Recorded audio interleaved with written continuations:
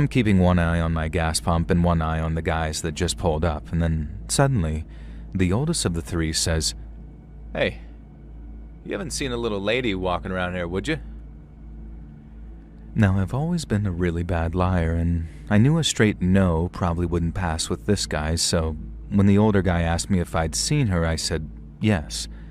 But then, instead of telling them the whole truth, I told them a version of it. I said that I'd seen a crazy-looking broad in the middle of the highway who tried to get me to stop, but since I was pretty sure she was about to try and carjack me, I kept my door locked and drove around her and sped off. I knew not to look him dead in the eyes, so I looked around him and his buddies and then asked, "Why? What's this about? She escaped from like a insane asylum or something?"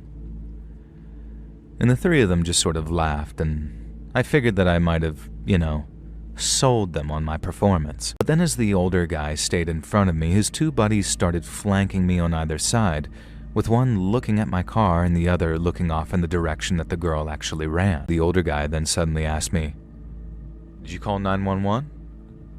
And again, in what was a version of the truth, I told him I had.